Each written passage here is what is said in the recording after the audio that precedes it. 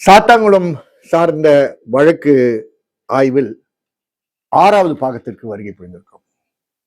காவல் நிலையத்தில் நடந்த சித்திரவதை, கொடூர சித்திரவதையை விளக்கக்கூடிய காவல் நிலைய சாட்சிகள், அரசு தரப்பு சாட்சிகள். யாரும் 3ஆம் நபர் சாட்சிகளை பற்றி பேசவில்லை. அரசு தரப்பு சாட்சிகள், அரசு தரப்பில் அரசு பணியில் இருக்கக்கூடிய சாட்சிகள். இதெல்லாம் ரொம்ப விசேஷமான ஒரு வழக்கு. கிடைக்காது. ஒரு கான்ஸ்டபிள் பேசுறதுக்கு, ஒரு உமன் கான்ஸ்டபிள் பேசுறதுக்கு, ஒரு இன்ஸ்பெக்டருடைய டிரைவர் பேசுறதுக்கு. இது ஒரு ஹெட் கான்ஸ்டபிள் ரேவதி பேசுகிறார். இவர் சார்ந்துதான் தமிழகத்துக்கும் இந்த தமிழ்நாட்டுக்கும் நாட்டில் இருக்கக்கூடிய அனைவருக்கும் இந்த வழக்கில் தெரிஞ்சது Revathi, head constable Revathi, grade 1 constable Revathi என்று. இந்த ரேவதி தான் உயர்நீதிமன்றம் பாதுகாப்பு அளிக்க வேண்டும் என்று கூறியது. அந்த ரேவதி சாட்சி அளிக்கிறார். அவர் சாட்சியத்தை கூறுவது அதிர்ச்சி தரக்கூடிய விஷயங்களை எடுத்து கூறுகிறார். இத்தனை 5 பாகங்களையும் உங்களுக்கு இந்த அதிர்ச்சி தருவான செய்திகள் வெளியே வந்திருக்காது. ரேவதி 19ஆம் தேதி காலை 8 மணியிலிருந்து அடுத்த நாள் 8 மணி வரை அவர்களுக்கு டியூட்டி.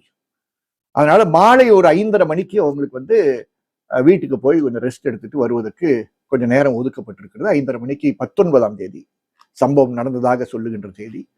அந்த நேரத்துல 5:30 மணிக்கு வீட்டுக்கு போறாங்க. வீட்டுக்கு போகும்போது சாதாரண எப்பொழுதும் போகும்போது போறாங்க.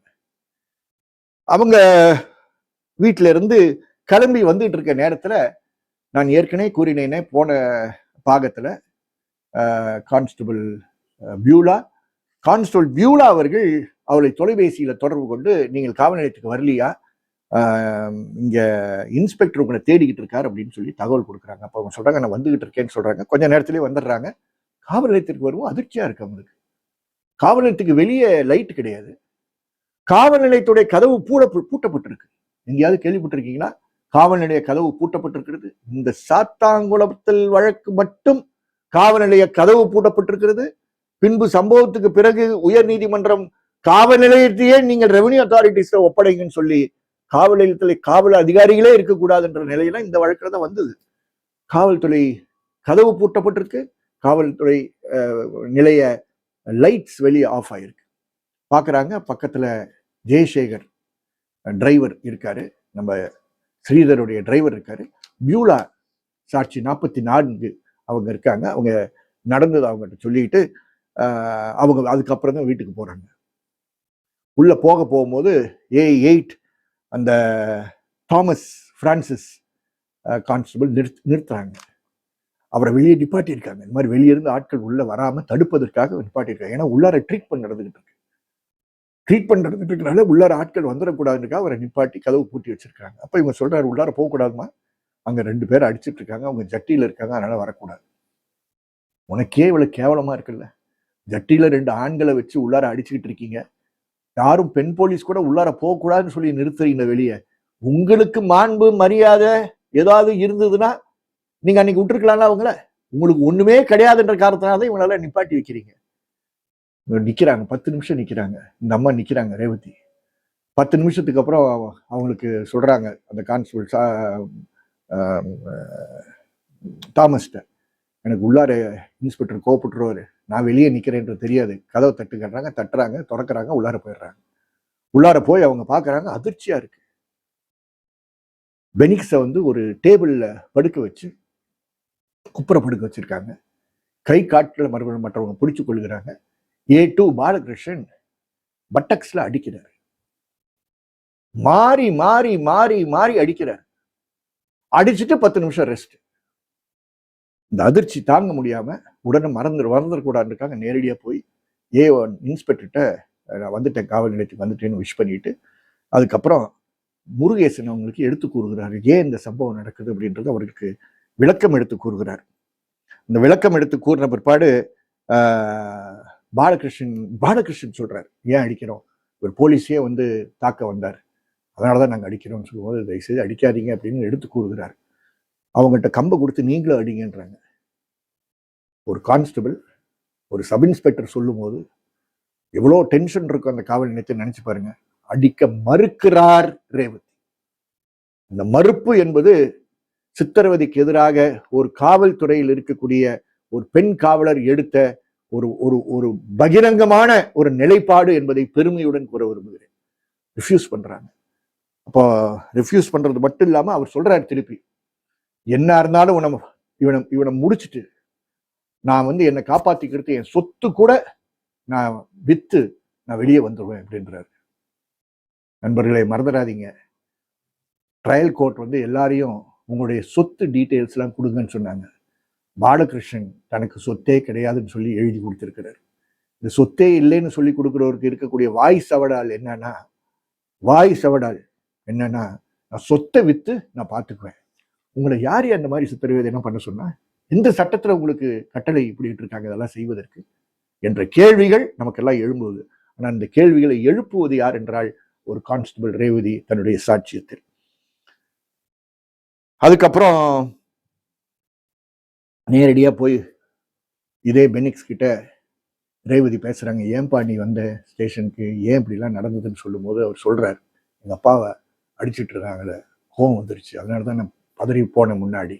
ஏன்பா நீங்க கொஞ்சம் பெரியவங்களை கூட்டிட்டு வந்திருக்கலாமே ஸ்டேஷனுக்கு, நீ தனியா ஏமா வந்த அப்படின்னு கேட்குறாங்க. பொறுப்புடன் ஒரு ஒரு ஒரு கான்ஸ்டபிள் கேட்டுட்டு, அதே போல ஜெயராஜிட்ட போய் என்ன நடந்ததுன்னு கேட்டு அவர் சொன்னதுக்கு அவருக்கு ஆறுதல் கூறிட்டு, அதுக்கப்புறம் அமைதியா இருக்குல்ல, அதனால உள்ளா இருந்து சத்தம் வருது. A1 ஸ்ரீதர் கட்டளை இடுகிறார். என்ன சத்தம் காணோம்? அவன் நல்ல திமுன்னு இருக்கானே, அவன் 100 இட்லி சாப்பிடுவான், அந்த 100 இட்லி சாப்பிட்றவனுக்கு எப்படி நீங்க அடிக்கணும் என்று உள்ளே இருந்து பலத்த குரலில் அவர் கட்டளை இடுகிறார். மறுபடியும் A2 பாலகிருஷ்ணன் தன்னுடைய அடுத்த ரவுண்ட் அடிப்பதை ஆரம்பிக்கிறாங்க. இதுல வந்து ரவுண்ட் டேர்ன் எடுத்து அடிக்கிறாங்க. பாலகிருஷ்ணனே அடிக்க முடியாது இல்லை, அவருக்கு கை வலிக்கும் இல்லை, வாங்குறவனுக்கு உடம்பு வலிக்குதா இல்லையான்ற பிரச்சனை இல்லை, அடிக்கிறவங்க கை வலிக்கும். அதனால ரவுண்ட்ல A4 2 6 9 5 8 7 எல்லோரும் 3 தவிர மற்றவங்க எல்லாம் சேர்ந்து அடிக்கிறாங்க. ரவுண்ட்ல வச்சு அடிக்கிறாங்க. சில பேர் கையை பிடிச்சிக்கிறாங்க, காலை பிடிச்சிக்கிறாங்க, அடிக்கிறாங்க. தாங்க முடியாம ரேவதி இன்ஸ்பெக்டர் அறைக்கு போறாங்க. ஐயா இதை நிப்பாட்ட சொல்லுங்கய்யா, ரொம்ப கஷ்டமா இருக்கு அப்படின்னு எடுத்து கூறுகிறாரு. கோபம் அடைஞ்ச அந்த இன்ஸ்பெக்டர் தன்னுடைய கையால் அங்க இருக்கான் A4 முருகன், அவனை கூப்பிட்டு, முருகன் இந்த அம்மாவுடைய வீட்டுக்காரருக்கு கூட்டிட்டு வந்து இதே ட்ரீட்மெண்ட் கொடுங்கன்ற. நினைச்சு பாருங்க, ஒரு இன்ஸ்பெக்டர் ஒரு கான்ஸ்டபிளுடைய கணவரை கூட்டிட்டு வந்து இதே மாதிரி சித்திரவதை ட்ரீட்மெண்ட் அவனுக்கு கொடுக்கணும்னு சொல்லி மிரட்டினா என்ன அர்த்தம்? கான்ஸ்டபிள்ஸுக்கு வந்து எந்த சுதந்திரமும் கிடையாது என்பதை பகிர்ந்து கொடுக்கக்கூடிய ஒரு ஒரு பகிரங்கமா சொல்லுகின்ற ஒரு ஒரு ஒரு ஒரு ஸ்டேட்மெண்ட் இது. இது தாங்காது, இதுக்கு மேல இருந்தோம்னா பிரச்சனை ஏற்பட்டுரும். ரூம் விட்டு வெளியே வராங்க. வெளியே வந்த உடனே A2 மற்றவங்க எல்லாம் மெதுவா இன்ஸ்பெக்டர் ரூம் போறாங்க. இன்ஸ்பெக்டர் கட்டளை இடுகிறார். அடுத்த கட்டளை, நிறைய அடிச்சிட்டீங்க, ரத்தம் எல்லாம் சுத்திக்கிட்டு இருக்கு, இனிமே இவனை விட முடியாது, அதனால இவன் மேல ஏதாவது ஒரு கேஸை போட்டுருவோன்னு சொல்லி முருகனை வந்து நீங்க ஒரு கம்ப்ளைண்ட் கொடுங்கன்னு சொல்லி முருகேசனை வந்து A6 முத்துராஜ கூப்பிட்டு A6 கூப்பிட்டு நீங்க சாட்சியா இருங்க இந்த வழக்குல, நம்ம ரகு கணேஷ விசாரணை அதிகாரியா போட்டு ஒரு FIR 312/20 ஒரு FIR ரெஜிஸ்டர் பண்ணி அங்க இருக்கக்கூடிய SSI ரவிச்சந்திரனை வந்து அதை பதிய சொல்லி இன்னொரு ஆள் அவங்கள எழுத சொல்லி, ரவிச்சந்திரன் எழுதுற டிராப்ட உயர் அதிகாரியான இன்ஸ்பெக்டர் பார்க்கிறார். பொய் கம்ப்ளைண்ட்டை வந்து பார்க்கறதுக்கெல்லாம் இன்ஸ்பெக்டருக்கு நேரம் இருக்கு. பார்த்து அதை கரெக்ஷன்லாம் போட்டு கம்ப்யூட்டர்ல ஏற்றி FIR ரெஜிஸ்டர் பண்ணி 312/20 சொல்லிட்டு அந்த DSR தகவலை SPக்கு கொடுக்கணும். இதே ரேவதியை இன்ஃபர்மேஷன் கொடுக்க வைக்கிறாங்க. இது ரொம்ப இம்பார்ட்டன்ட். ஏன்னா ரேவதி SP ஆபீஸ்க்கு மைக் மூலமா இந்த தகவலை கொடுக்குறாங்க. இப்படி 2 நபர்கள் ஜெயராஜ் பெனிக்ஸை நாங்க காவலில் வச்சிருக்கோன்னு. SP அலுவலகத்திற்கு இந்த தகவல் வந்துருச்சுல்ல, இந்த தகவல் வந்த பிற்பாடாச்சும் ஒரு தலையீடு இருந்திருக்கலாம்ல. இது ரெஜிஸ்டர் பண்ணும்போது சுமார் ஒரு 10 மணி இருந்திருக்கும், அதுக்கு அப்புறமாச்சும் சித்திரவதை தொடராம இருந்திருக்கலாமே. ஆனால் அப்பவும் SP ஆபீஸ் தகவல் வரல, எந்த தலையீடும் வரல என்றுதான் முக்கியம். அப்புறம் ஷேடோ டியூட்டின்னு சொல்லி இப்படி ஆள் இருக்கிற நேரத்துல A2 4 5 6 இவங்களை வந்து ஷேடோ டியூட்டி இந்த 2 பேரும் ஸ்டேஷன்ல இருக்கிறனால போடுறாங்க. 11:30 மணிக்கு A3 நம்ம ரகு கணேஷ் வெளியே போனவர் ஒரு முதல் ரவுண்டு 9:30 மணிலிருந்து 10:30 மணி வரைக்கும் ஒரு ரவுண்ட் இருந்து அடிச்சுட்டு அப்புறம் வெளியே போய் அவருடைய வேலையெல்லாம் பார்த்துட்டு 11:30 மணிக்கு சிவில் ட்ரெஸ்ல வர்றார். வரும்போது இப்ப நான் காட்டுறேன்ப்பா போலீஸ் அடினா என்னன்றது நான் காட்டுறேன்னு சொல்லி அவர் ஒரு ரவுண்ட்ல அடிக்கிறார். இங்க மோசமாக அதே ட்ரீட்மெண்ட் தான் டேபிள்ல வச்சு அடிக்கிறார். ரத்தம் கொட்டுது. மேஜிஸ்ட்ரேட் கிட்ட நீங்க என்ன சொல்லுவீங்கன்னு ஜெயராஜும் பெனிக்ஸும் கேட்குறாங்க. பெனிக்ஸ் அப்போ சொல்றாரு, நடந்தது மேஜிஸ்ட்ரேட்டை ஸ்டேஷன்ல தான் அடிச்சாங்கன்ற நான் சொல்லிடுறேன் அப்படின்றாங்க. ஏண்டா இதையும் போய் சொல்லுவீங்களா மேஜிஸ்ட்ரேட்னு சொல்லி அதுக்கப்புறம் அடுத்த ரவுண்ட் அவரை மறுபடியும் நிறுத்தாமல் ரத்தம் சொட்ட சொட்ட அடிக்கிறாங்க. அந்த அடிச்சதுல காலில் விழுந்து பெனிக்ஸ் வந்து மன்னிப்பு கேட்கிறான். நான் அதுவும் தெரியாம சொல்லிட்டேன், மன்னிச்சிருங்க, மன்னிப்பு கேட்க தயார் இல்லை அப்படின்னு சொல்லி கீழே ரத்த கரைகள்லாம் படுது. அந்த ரத்த கரைகள்லாம் துடைக்கிறதுக்கு இதே பெனிக்ஸ் கிட்ட சொல்றாங்க. பெனிக்ஸ் வேற வழியே இல்லாம தன்னுடைய பனியன், அதுக்குள்ள தாயெல்லாம் வெறும் ஜட்டியில தானே இருக்காங்க, பனியனை எடுத்துக்கிட்டு அந்த ரத்த கரைகள் பட்ட இடத்தெல்லாம் பக்கெட்ல, இந்த பெயிண்ட் பாக்ஸ் மாதிரி ஒரு பக்கெட் இருக்கா, இந்த பக்கெட்ல பாத்ரூம் தண்ணி எடுத்துட்டு வந்து எல்லாத்தையும் துடைக்கிறாங்க.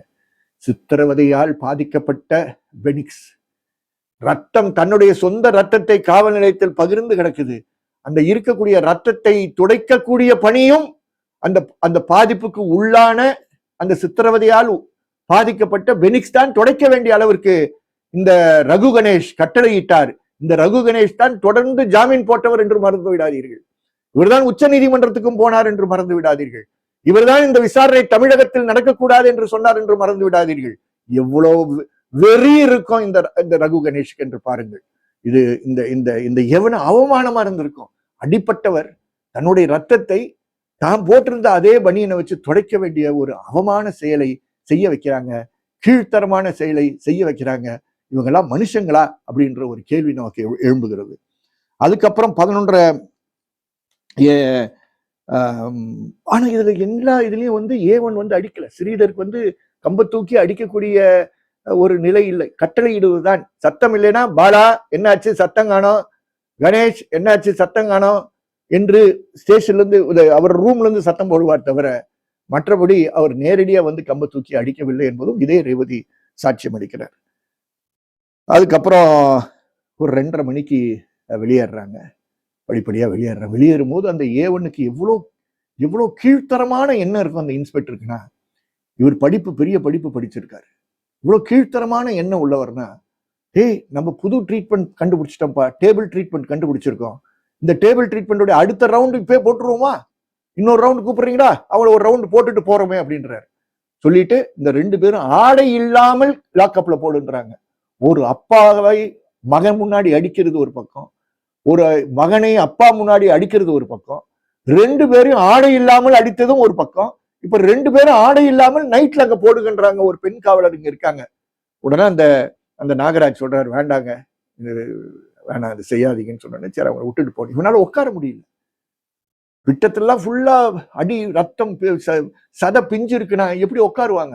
அதனால ஒரு மாதிரி செவுத்துல சாஞ்சு இருக்காங்க. அந்த செவுத்துல ஓரத்தெல்லாம் ரத்தக்கரை படுவதற்கு இதுக்கு காரணமா இருந்தது என்பதை கூறி, அதுக்கப்புறம் அவங்க எல்லாம் போன பிற்பாடு அவங்க ஒரே வழியில் நைட்டு ஃபுல்லா வெயில் பண்ணிட்டே இருந்திருக்காங்க, அழுதுகிட்டே இருந்திருக்காங்க.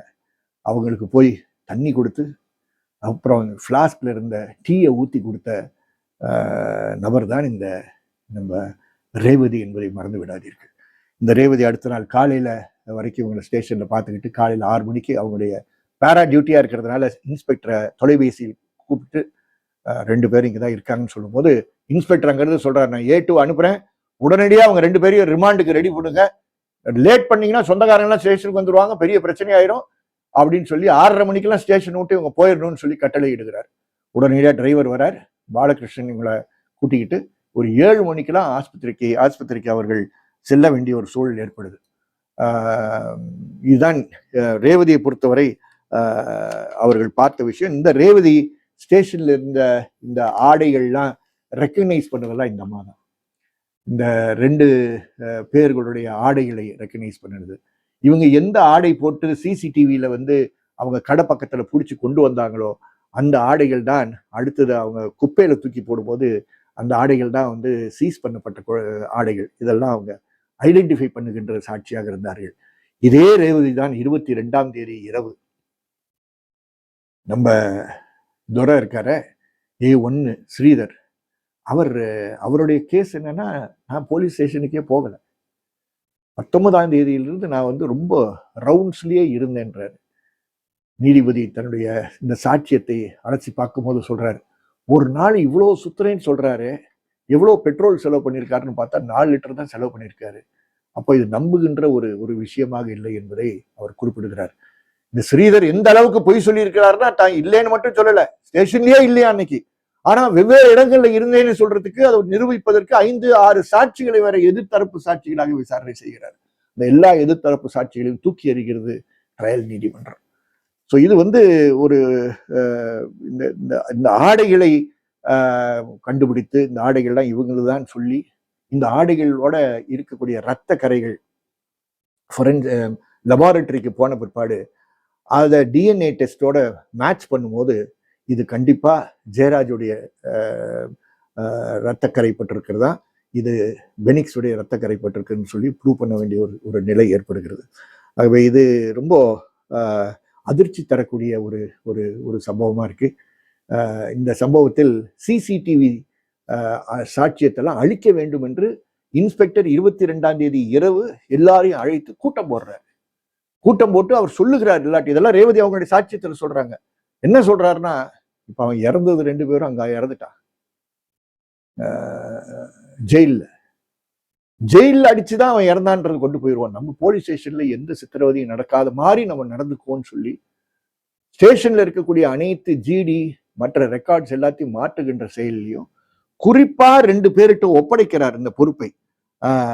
2 கான்ஸ்டபிள்ஸ், இந்த அக்யூஸ்ட்ல இருக்க 2 கான்ஸ்டபிள்ஸ் ஒப்படைக்கிறார். அதுல ஒண்ணு A8 தாமஸ் ஒப்படைக்கிறார்.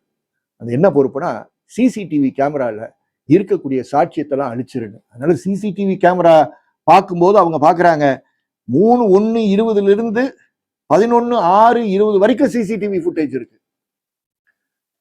24/6 28/6 வரைக்கும் சிசிடிவி இருக்கு. ஆனா 13/6 23/6 வரைக்கும் இருக்கக்கூடிய சிசிடிவி கம்ப்ளீட்டா அழிக்கப்பட்டிருக்கிறது. இந்த அழிப்பை ஆணையிட்டது வேற யாரும் கிடையாது, நம்ம டார்ச்சர் டீமுடைய தலைவர் ஸ்ரீதர் அவர்கள் கட்டளையிட்டு இருக்கிறார். இவருக்கு நீதிமன்றத்தில் தான் வழக்கு அவரே நடத்துவாரா? வழக்கறிஞர் மேல் அவருக்கு நம்பிக்கை இருக்காதா? அவரே நடத்துவாரா? அவர் எல்லாரையும் ஆணையிடுவார். இன்னைக்கு அவருக்கு இந்த சமூகம் மரியாதை கொடுத்து அவரை விடுதலை செய்ய வேண்டும் என்று கோரியிருக்கிறார். இவ்வளவு கொடூரமான ஒரு சித்திரவதை வழக்கை நாம் பல வழக்குகள் பார்த்திருக்கோம். ஆனா எந்த வழக்கிலையும் அந்த காவல் நிலையத்திலே பணி செய்கின்ற ஒரு டிரைவர், ஒரு SSI, 2 விமென் கான்ஸ்டபிள்ஸ் சாட்சியம் அளித்திருப்பதை நாம் பார்த்தது கிடையாது. அது போன்ற ஒரு மகத்தான வழக்கு இந்த வழக்கு கொண்டாடப்பட வேண்டும். இதில் சாட்சியம் அளித்தவர்களை நாம் கண்டிப்பாக பாராட்ட வேண்டும். சிவில் சமூகம் இவர்களுக்கு விருது அளிக்க வேண்டும் என்பதை இந்த நேரத்தில் கேட்கிறேன். அரசு செய்கிறாலோ செய்யலையோ நாம் விருது அளிக்க வேண்டும்.